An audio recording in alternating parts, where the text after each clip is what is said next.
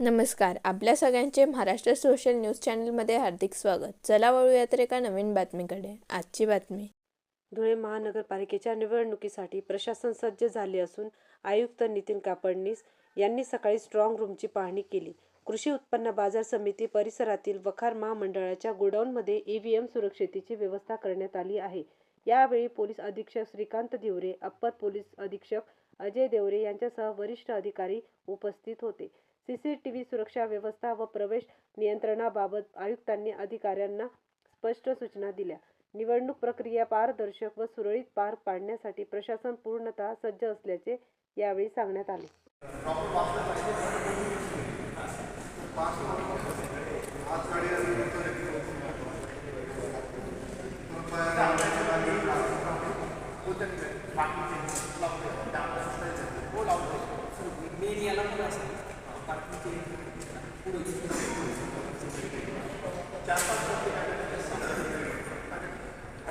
बातमी आवडल्यास चॅनलला लाईक व सबस्क्राईब करा व दररोज अशा नवनवीन बातम्या पाहण्यासाठी चॅनलला फॉलो करा. धन्यवाद.